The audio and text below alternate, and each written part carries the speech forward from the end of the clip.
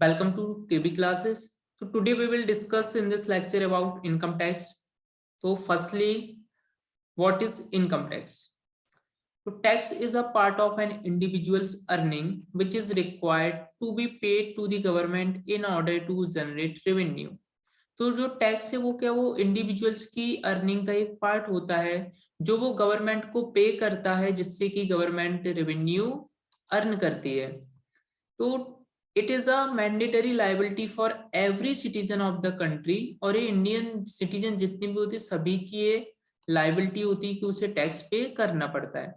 There are two types of tax in India, for example, direct tax and indirect tax. And income tax is a direct tax. और आपका जो income tax है वो क्या होता है, direct tax होता है। And indirect tax में अपना आता है GST, Goods and Services Tax। तो चलिए देखिए, अभी हम डिस्कस करने वाले हैं डायरेक्ट टैक्स के बारे में, मींस इनकम टैक्स। तो व्हाई टैक्स इज रिक्वायर्ड? तो income tax is the main source of income for the government. Tax money is used in initiating various welfare and other activities. तो जो आपका income tax है वो main source होता है government की revenue का, एंड टैक्स मनी का use government various welfare activities के लिए करती है, like providing health care facilities, providing education through government school where fees is negligible, subsidy on cooking gas, fertilizer and other essential commodities, salary and pension to lakhs of government employees, national security and infrastructure development. तो इन सारी activities के लिए government को money की need होती है, जो कि वो किसके थ्रू फुलफिल करती है, टैक्स के थ्रू। चलिए तो हम देखते हैं brief history of income tax की, इनकम टैक्स कैसे आया, उसकी क्या हिस्ट्री है। तो in modern India tax was introduced for the first time in 1860 by Sir James Wilson in order to meet the losses sustained on account of military mutiny of 1857। तो देखिए जो India में फर्स्ट टाइम जो introduce किया है tax का, वो sir James Wilson ने किया था 1860 में, and this was first income tax act of modern India। So subsequently another income tax act were passed during 1886, 1918 and 1922, and income tax act 1922 was the last income tax of British India and remained in force till 1962। And जो आपका income tax act 1922 था वो last income tax था British India के time पर, and 1962 तक force में रहा। Then brief history of income tax आगे देखिए। in independent India, the Income Tax Act 1922 was replaced with Income Tax Act 1961, which was implemented from 1st April 1962 and it is still in force। तो देखिए जो current में जो अभी आपका income tax act applicable है वो है इनकम टैक्स एक्ट 1961।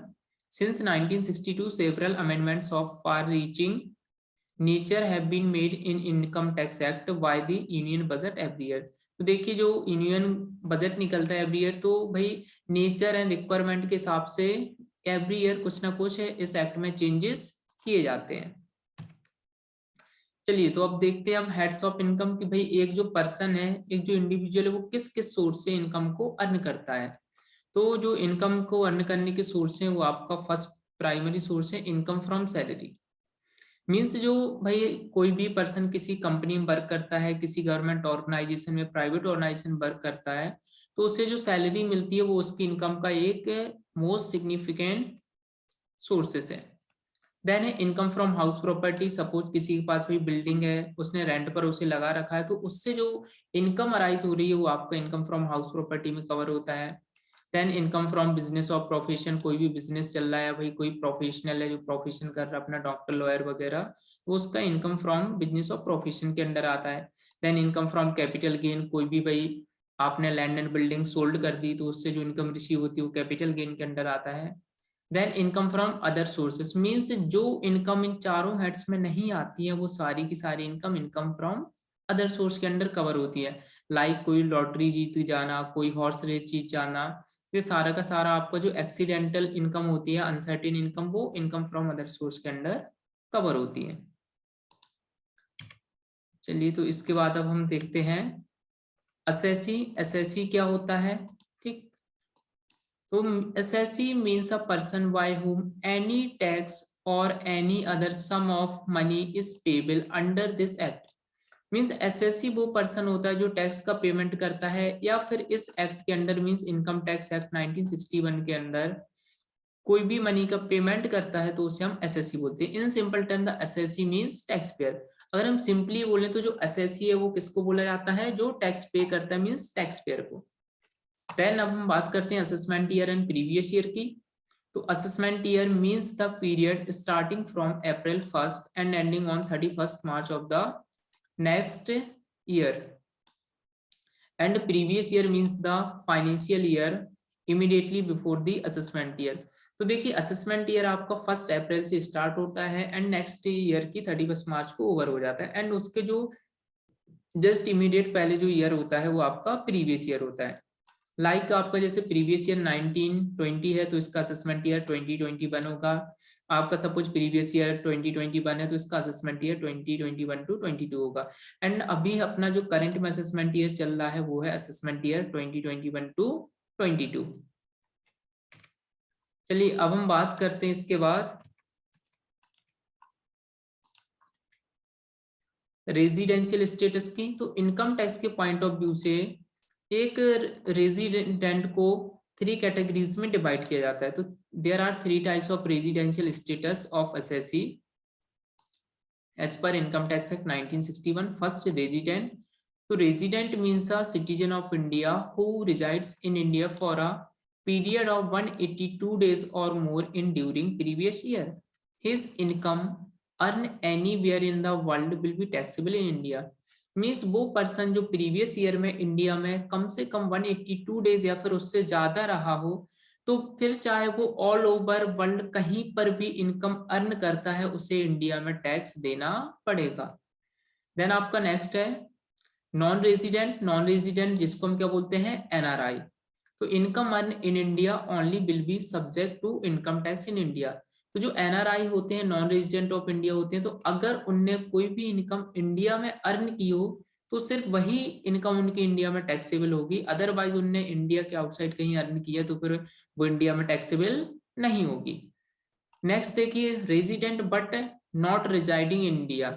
इसको हम नॉट ऑर्डिनरी रेजिडेंट भी बोलते हैं कि भाई रेजिडेंट तो है बट वो इंडिया में नहीं रहता। तो citizen of India who stay in India for less than 182 days during previous year, his or her income arising outside India may also be taxable in India। Means जो person 182 days से India में कम रहता है तो उसका जो भाई income है वो इंडिया में टैक्सेबल होगी जो उसने इंडिया में अर्न की है, और अगर उसने आउटसाइड इंडिया भी अर्न की है तो वो भी सम केसेस में टैक्सेबल होगी इंडिया में भी। तो मीन्स जो रेजिडेंट और नॉट ऑर्डिनरी रेजिडेंट है उनकी जो इनकम है वो भाई आपकी इंडिया में टैक्सेबल होगी, चाहे उनने भाई कहीं पर भी अर्न की हो, इंडिया में अर्न की हो या फिर किसी अदर कंट्री में। बट जो नॉन रेजिडेंट होते हैं एनआरआई, उनकी सिर्फ वही इनकम इंडिया में टैक्सेबल होगी जो इनकम उनने इंडिया में अर्न की होगी, अदरवाइज उनकी इनकम इंडिया में टैक्सेबल नहीं होगी। चलिए तो इसके बाद हम नेक्स्ट देखते हैं gross total income and total income. तो ग्रॉस टोटल इनकम आपका वो इनकम है जो भाई पांचों हेड्स की इनकम को टोटल करने से निकलता है। Means income from house property, income from salary, income from business of profession, income from capital gain and income from other sources. अगर हम इन पांचों हेड्स की इनकम को ऐड कर दें, इनका टोटल कर दें, तो इससे जो आपकी इनकम निकल के आएगी उसे हम बोलेंगे ग्रॉस टोटल इनकम। एंड देखिए टोटल इनकम, तो total income is the amount left after making the deduction under section 80C to 80U from the gross total income। Means gross total income में से अगर हम सेक्शन 80C से लेकर के 80U तक के सभी डिडक्शन को डिडक्ट कर दें तो उसके बाद जो अमाउंट बचेगा वो आपकी कहलाएगी नेट टोटल इनकम, या इसको हम बोल सकते हैं टोटल इनकम। तो जो टैक्स है वो टोटल इनकम पर चार्ज होता है, ग्रॉस टोटल इनकम पर चार्ज नहीं होता है। चलिए तो अब हम इसके बाद देखते हैं कि भाई 80C से लेकर के 80U के में कौन कौन से डिडक्शन कवर होते हैं। चलिए तो फर्स्ट देखिए 80C में आपका आता है पीएफ सब्सक्रिप्शन, मीन्स आपने कोई प्रोविडेंट फंड का सब्सक्रिप्शन लिया हुआ है, जनरल इंश्योरेंस स्कीम सब्सक्रिप्शन, कोई भी life insurance premium, refund of house building loan, तो ये सारा आपका payment of tuition fees for higher education, means आपने अपने बच्चों के लिए कोई ट्यूशन फीस का पेमेंट किया तो इन सब का डिडक्शन मिलता है अप टू 1,50,000 तक। देन 80 CCD में आपका कवर होता है contribution under new pension scheme में, अगर भी कॉन्ट्रीब्यूशन किया तो 50,000 तक का इसमें आपको डिडक्शन मिलता है। एंड इसके बाद आता है 80D, तो CGHS mean central government health scheme में अगर किसी ने भी वही कॉन्ट्रीब्यूशन किया है, या फिर expenses on preventive health checkup या मेडिकल इंश्योरेंस प्रीमियम किया तो 25,000 तक का डिडक्शन मिलता है। और अगर कोई भी सीनियर सिटीजन है, मीन्स जिसकी एज 60 ईयर्स से अबव है बट 80 ईयर्स तक है या उससे कम है, तो वो आपके सीनियर सिटीजन कहलाते हैं, तो उनको इसका डिडक्शन 50,000 तक मिलता है।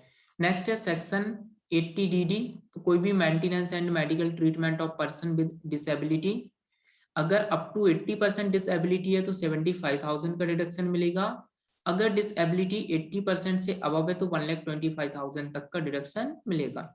देन सेक्शन 80DDB, तो treatment for specific disease like cancer AIDS, तो इनका जो डिडक्शन है वो 40,000 से लेकर के 1 लाख तक रिसीव होता है in case of senior citizen. Then next देखिए सेक्शन 80E, तो payment of interest on education loan, भाई एजुकेशन लोन लिया है और अगर उस पर इंटरेस्ट का पेमेंट किया है तो उसका भी फुल अमाउंट ऑफ इंटरेस्ट का डिडक्शन रिसीव होता है। देन सेक्शन 80EE, तो payment of interest on housing loan able during 1 April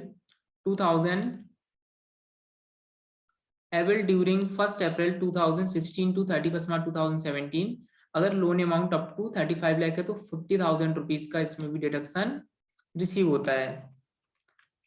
next देखिए इसके बाद सेक्शन 24, तो payment of interest on housing loan able on और आफ्टर 1 अप्रैल 1999, ये कोई भी हाउस लोन लिया है और उस पर जो इंटरेस्ट का पेमेंट किया है आफ्टर और बिफोर 1 अप्रैल 1999, तो उस पर 2 लाख तक का डिडक्शन रिसीव होता है। देन सेक्शन 80EE, तो interest on housing loan able during financial year 1920, अगर भाई फाइनेंशियल 1920 में अगर इंटरेस्ट ऑन हाउसिंग लोन देना पड़ रहा है जिसका भाई अमाउंट 45 लाख से ज्यादा नहीं है हाउस का, तो उसका भाई जो डिडक्शन है वो 1,50,000 रुपीज का रिसीव होता है। देन सेक्शन 80EEB, तो interest on loan able on purchase any electronic vehicle, तो कोई भी इलेक्ट्रॉनिक व्हीकल परचेज करने के लिए भाई आपने लोन लिया था और उस पर इंटरेस्ट पे किया है तो उस पर 1,50,000 तक का डिडक्शन रिसीव होता है। देन हम बात करते हैं सेक्शन 80G की, तो कोई भी donation to certain fund charitable institution किया है तो 50% और 100% of total amount as notified by government आपको डिडक्शन रिसीव होगा। देन इसके बाद आपका आता है सेक्शन 80GG, तो इसमें आता है not drawing HRA and residing in a rented house, means अगर किसी एम्प्लॉय को भाई HRA नहीं मिल रहा और वो किसी रेंट के घर में रह रहा है, मीन्स जो भी जिस हाउस में वो रह रहा है उसे रेंट पर ले रखा है, तो टोटल रेंट पेड और 10% ऑफ टोटल इनकम और 25% ऑफ टोटल इनकम और 5 रुपीज पर मंथ, जो भी केस एप्लीकेबल होगा उसको उसका डिडक्शन रिसीव होगा। देन सेक्शन 80GGA, तो certain donation for scientific research और रूरल डेवलपमेंट, कि कोई भी साइंटिफिक रिसर्च या रूरल डेवलपमेंट के लिए कंट्रीब्यूशन किया है तो उसका 100% जो क्या है वो आपको एज अ डिडक्शन मिलेगा। देन सेक्शन 80GGC, तो कंट्रीब्यूशन टू पॉलिटिकल पार्टीज किया तो 100% कंट्रीब्यूशन आपका डिडक्टेबल होगा। सेक्शन 80TTA के अंडर अगर आपने interest on saving bank account मिला है तो for individual below 60 years of age तो 10,000 तक का डिडक्शन रिसीव होता है। Then section 80TTB, interest on saving bank account senior citizen means जिनकी एज 60 ईयर से अबव है बट 80 ईयर से कम है तो उन्हें 50,000 तक का इसमें डिडक्शन रिसीव होता है। एंड सेक्शन 80 के अंदर डिसेबल पर्सन आते हैं, अगर डिसेबिलिटी 40% से लेकर के 80% के बीच है तो 75,000 रुपीज का डिडक्शन मिलेगा, और अगर डिसेबिलिटी 80% से मोर है तो फिर 1,25,000 रुपीज तक का डिडक्शन रिसीव होगा। ये आपके सारे डिडक्शन है जो under section 80C to 80U में कवर होते हैं। इसके बाद देखिए करंट इनकम टैक्स रेट्स जो अभी एप्लीकेबल है अपने असेसमेंट ईयर 2021 टू 22 में। तो देखिए अगर पहली बात तो इसमें भाई जो भी इंडिविजुअल है उसको 3 कैटेगरीज में डिवाइड किया जाता है कि जो बिलो 60 ईयर्स हैं एंड जो जनरल पब्लिक बोलते हैं एंड सीनियर सिटीजन जिनकी एज 60 to 80 ईयर्स के बीच है एंड सुपर सीनियर है वेरी सीनियर सिटीजन जिनकी एज अबव 80 ईयर्स है। तो अगर जनरल पब्लिक के मीन्स जिनकी एज बिलो 60 ईयर्स है तो अगर वो अप टू 2,50,000 तक इनकम अर्न कर रहे हैं तो उनको बिल्कुल भी टैक्स पे नहीं करना, मीन्स उन पर टैक्स रेट क्या लगेगा, नील। अगर वो अबव 2,50,000 रिसीव कर रहे हैं income but up to 5 lakh तो उन्हें 5% टैक्स लगेगा। अगर इनकम 5 लाख से ज्यादा है बट 10 लाख से कम है या 10 लाख तक है तो 20% टैक्स देना पड़ेगा। अगर इनकम 10 लाख से ज्यादा है तो 30% टैक्स पे करना पड़ेगा। अब अगर देखिए सीनियर सिटीजन है मीन्स जिसकी एज भाई 60 ईयर से ज्यादा है बट 80 ईयर से 80 ईयर तक है, तो अगर वो 3 लाख तक इनकम अर्न करता है तो उसके टैक्स रेट क्या रहेगा, नील, बिल्कुल भी उसे टैक्स पे नहीं करना पड़ेगा। बट अगर अबव 3 लाख इनकम है अप टू 5 लाख है तो 5%, अगर इनकम 5 to 10 लाख के बीच है तो 20%, अगर इनकम 10 लाख के अबव है तो उसे 30% टैक्स पे करना पड़ेगा। अगर सुपर सीनियर सिटीजन है तो भाई जो उसका एग्जेम्पशन लिमिट है उसका 5 लाख होता है, मीन्स 5 लाख तक उसे कोई भी टैक्स पे नहीं करना पड़ेगा। अगर इनकम 5 लाख से ज्यादा है बट अप टू 10 लाख है तो 20% टैक्स पे करना पड़ेगा। अगर इनकम अबव 10 लाख है तो 30% टैक्स पे करना पड़ेगा।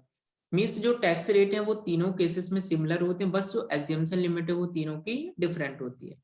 जैसे जनरल पब्लिक की 2,50,000 तक एग्जेम्पशन लिमिट है, सीनियर सिटीजन के लिए up to 3 lakh exemption limit है एंड सुपर सीनियर सिटीजन के लिए up to 5 lakh exemption limit होती है। अब हम बात करते हैं भाई इस रेट के अलावा education cess 3% and plus 1% health cess भी इनकम, सभी टैक्स पेयर को इनकम टैक्स जो निकलता है उस पर ही 4% एक्स्ट्रा देना पड़ता है। इसके अलावा भाई टैक्स क्रेडिट ऑफ ₹12,500 और actual amount of tax for income of ₹5 lakh और लेस अंडर सेक्शन 87A, कि अगर जिससे भी पर्सन की इनकम 5 लाख से कम है या 5 लाख तक है तो उसे 12,500 तक का डिडक्शन मिलता है अंडर सेक्शन 87A के।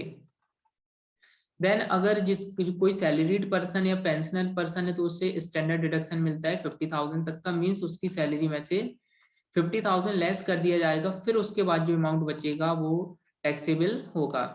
Then there are no separate slab for male and female, and male and female के लिए कोई अलग सेपरेट स्लैब नहीं है। जो आपके स्लैब है जो टैक्स रेट है वो मेल हो या फीमेल सबके लिए सेम ही एप्लीकेबल होते हैं। चलिए तो बस आज के लेक्चर में इतना ही। आगे के वीडियोस देखने के लिए हमारे चैनल को लाइक शेयर एंड सब्सक्राइब करें। Thank you.